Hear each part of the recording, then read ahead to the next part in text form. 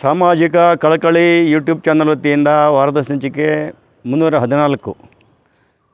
ಇವತ್ತು ನಾನು ಈ ಕೊಲ್ಲಿ ರಾಷ್ಟ್ರಗಳಲ್ಲಿ ಇಸ್ರೇಲು, ಅಮೇರಿಕಾ ಮತ್ತು ಇರಾನ್ ಮಧ್ಯೆ ಏನು ಯುದ್ಧ ಆಗ್ತಾಯಿದೆ ಅದು ನಮಗೂ ಕೂಡ ತಾಗ್ತಾಯಿದೆ.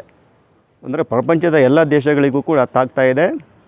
ಇದರ ಮೂಲ ಒಂದೇ ಇಂಧನವನ್ನು ಇಂಧನ ಅಂತ ಹೇಳಿದರೆ ಬರೀ ಹೈಡ್ರೋ ಎಲೆಕ್ಟ್ರಿಕ್ ಕರೆಂಟ್ ಅಲ್ಲ, ಅಥವಾ ಕೋಲ್ ಎನರ್ಜಿ ಅಲ್ಲ, ಅಥವಾ ವಿಂಡ್ ಎನರ್ಜಿ ಅಲ್ಲ, ಸೋಲಾರ್ ಅಲ್ಲ, ನಂತರ ಬಯೋಗ್ಯಾಸು ಎಲ್ಲವೂ ಸೇರಿ ಇಂಧನ ಅಂತ ಆಗುತ್ತೆ.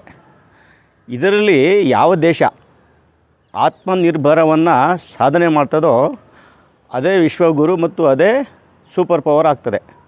ಆ ದಿಶೆಯಲ್ಲಿ ಇವತ್ತಿನ ದಿವಸ ಚೈನಾ, ಅದು ಸೋಲಾರ್ ಎನರ್ಜಿ ಇರ್ಬೋದು, ಬಯೋಗ್ಯಾಸ್ ಇರ್ಬೋದು, ಎಲ್ಲ ಇಂಧನದಲ್ಲೂ ಕೂಡ ಅದು ಮೈಲಿಗಲ್ಲನ್ನು ಸ್ಥಾಪನೆ ಮಾಡ್ತಾಯಿದೆ. ಆ ದೃಷ್ಟಿಯಲ್ಲಿ ವಿಶೇಷವಾಗಿ ಇಂಡಿಯಾ ನೋಡಿ, ಗ್ಯಾಸ್ ಸಿಲಿಂಡರು ಸಪ್ಲೈ ಆಗಲಿಲ್ಲ ಅಂಥೇಳಿ ಇಡೀ ದೇಶದಲ್ಲೇ ಅಲ್ಲೋಲ ಕಲ್ಲೋಲ ಆಗ್ತಾಯಿದೆ.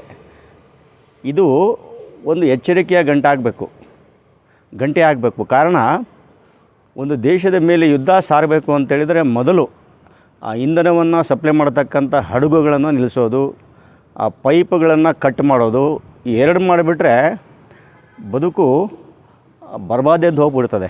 ಆ ದೃಷ್ಟಿಯಲ್ಲಿ ನಾವು ಇದನ್ನು ಪಾಠ ಅಂತ ಕಲ್ತ್ಬಿಟ್ಟು ಇಂಡಿಯಾ ದೇಶ ಎನರ್ಜಿ ವಿಷಯದಲ್ಲಿ, ಅಂದರೆ ಇಂಧನದ ವಿಷಯದಲ್ಲಿ ಸೆಲ್ಫ್ ಸಫಿಷಿಯನ್ಸಿ, ನಾವು ಆತ್ಮನಿರ್ಭರವನ್ನು ಪಡೆಯದಿದ್ದರೆ ನಾವು ಎಲ್ಲವನ್ನೂ ಕೂಡ ಹೇಗೆ ಎಲ್ಲ ಎಸೆನ್ಷಿಯಲ್ ಕಮಾಡಿಟೀಸ್, ಎಲ್ಲ ಅತ್ಯವಶ್ಯಕವಾಗಿರ್ತಕ್ಕಂಥ ಸಾಮಗ್ರಿಗಳನ್ನು ಮತ್ತು ಸೇವೆಗಳನ್ನು ಹೇಗೆ ನಾವು 90-92% ಬರೀ ಇಂಪೋರ್ಟು, ಅಂದರೆ ರಫ್ತಿನ, ಅಂದರೆ ಆಮದಿನ ಮೂಲಕವೇ ನಾವು ಮಾಡ್ತಾಯಿದ್ದೀವಿ.